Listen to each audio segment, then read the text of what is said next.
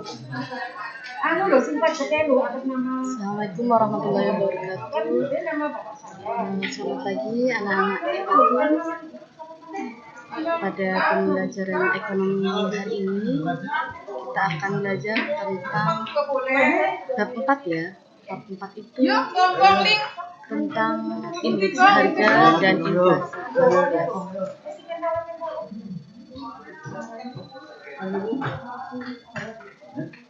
Oke, yang pertama kompetensi dasarnya. Yang pertama adalah menganalisis indeks harga dan inflasi. Kemudian yang kedua adalah menyajikan hasil analisis indeks harga dan inflasi. Kemudian tujuan pembelajaran dari bab 4 ini yang pertama adalah menganalisis indeks harga dan inflasi. Kemudian menyajikan hasil analisis indeks harga dan inflasi. Kita mulai saja ya. Oh ya, yang harus kalian ingat yang pertama pendidikan karakter dulu. Pendidikan karakter dari pembelajaran ini dengan mempelajari materi indeks harga dan inflasi pada pembelajaran bab ini diharapkan kalian mampu mengembangkan karakter. Yang pertama adalah jujur, kemudian tanggung jawab dan gemar membaca. Oke, motivasi belajar pada kali ini ya, Ibu sampaikan, sukses itu tidak akan menampakkan dirinya pada orang yang malas. Yuk pecahkan rasa malas itu. Selamat belajar siswa-siswi hebat itu.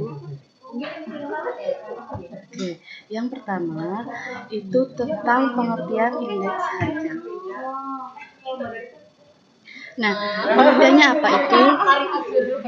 Suatu ukuran statistik untuk menyatakan perubahan harga yang terjadi dari satu periode ke periode lainnya.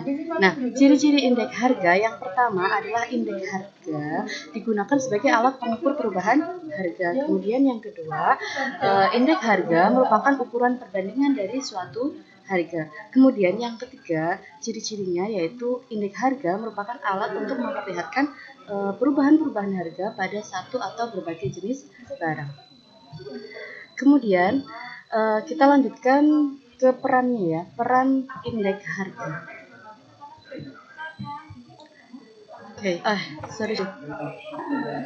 Tadi mana? Per indeks harga ya, yang pertama itu sebagai alat bagi pemerintah untuk menetapkan kebijakan ya, harga di masa yang akan datang. Kemudian yang kedua adalah indeks harga dapat dijadikan sebagai dasar perbandingan untuk mengukur tingkat kemajuan ekonomi masa sekarang dengan masa-masa sebelumnya.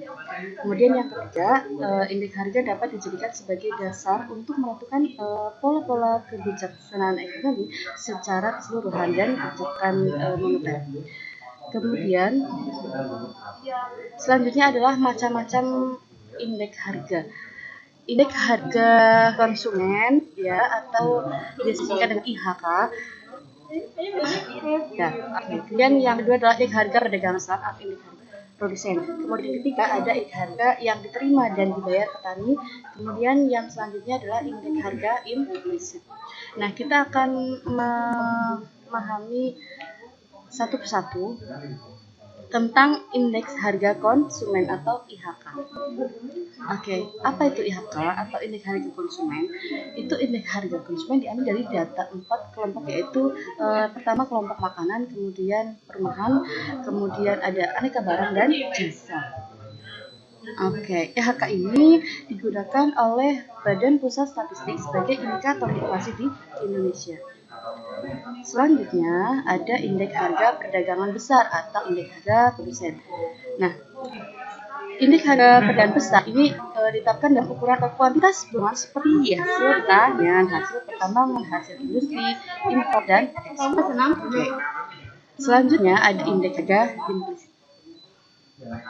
Nah, indeks harga implisit ini ya adalah suatu metode untuk membandingkan pertumbuhan ekonomi nominal dengan pertumbuhan ekonomi real. Nah, perhitungan ini ya, cara ini melibatkan semua barang yang produksi. Oke. Selanjutnya kita masuk ke metode perhitungan indeks harga. Penghitungan angka indeks dapat dilakukan dengan beberapa metode. Nah, di sini ada dua metode yang digunakan dalam menghitung angka indeks harga. Yang pertama adalah metode tidak tertimbang. Kemudian yang kedua ada metode agregatif tertimbang. Nah, kita akan pelajari satu-satu ya. Yang pertama, metode tidak tertimbang. Nah, sini bisa disebut dengan metode agregatif sederhana. Ya. Apa tuh?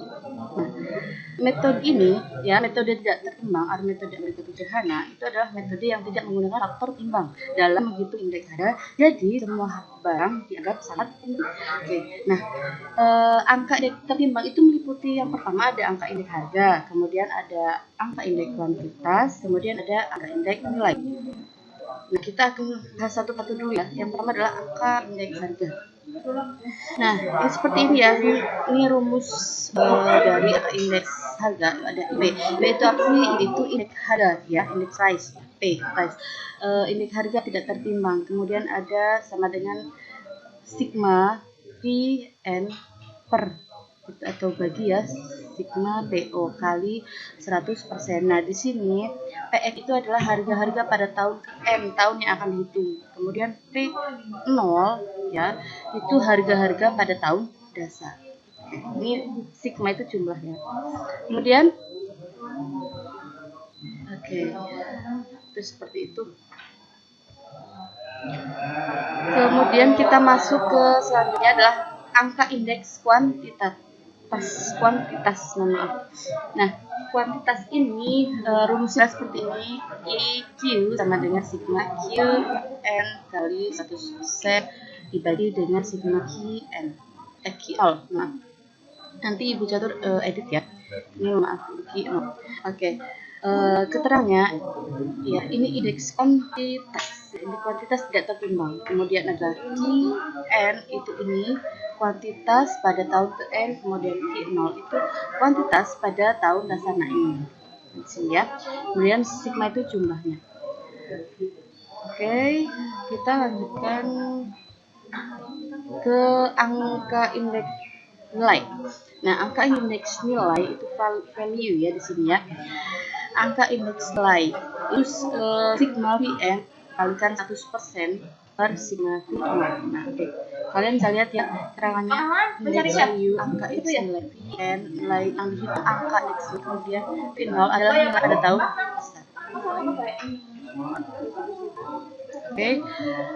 Selanjutnya ke metode agregatif tertimbang.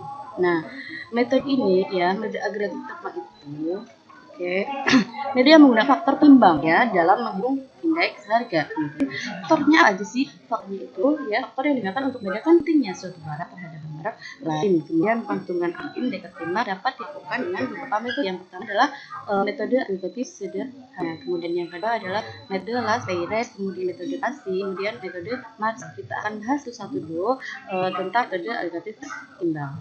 Oke, yang pertama itu metode agregatif sederhana. Nah, ini rumusnya seperti ini ya. Yang mana IA itu adalah indeks harga yang ditimbang. Kemudian PN adalah harga pada tahun ke N ya. Kemudian PO itu yang di sini berarti harga pada tahun dasar. Kemudian W itu W ya, berarti bobotnya. Kemudian sigma ini adalah jumlah. Oke, kita akan lanjutkan ke yang kedua, metode last payres. Oke, metode ini ya, apa sih metode last payres? Itu metode perhitungan dengan angka indeks tertimbang dengan menggunakan faktor penimbang kuantitas harga tahun dasar. Nih, Q0 ya.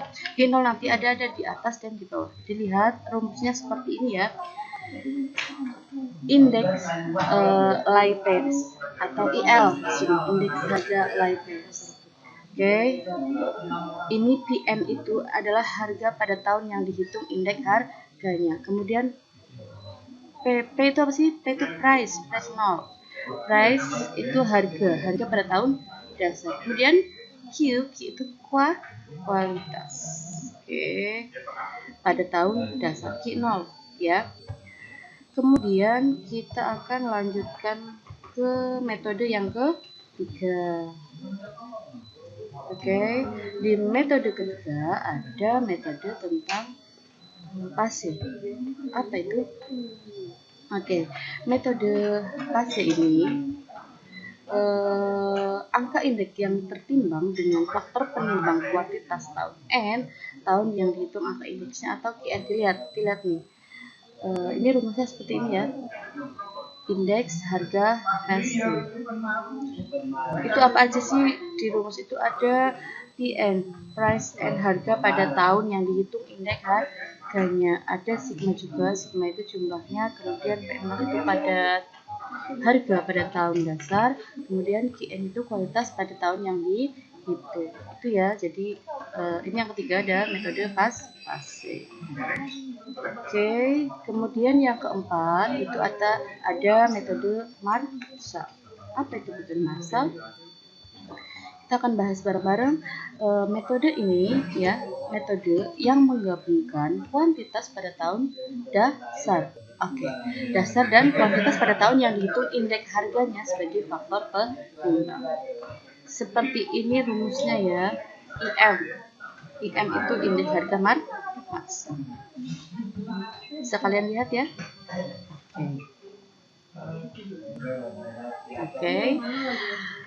Oke, pembelajaran kali ini saya coba sekian. Sampai jumpa di materi kelas ya. Ini masih sekian Ibu.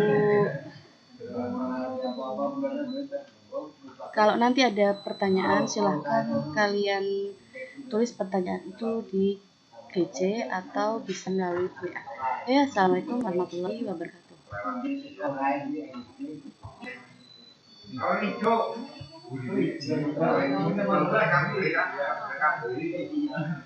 Cepat-cepat.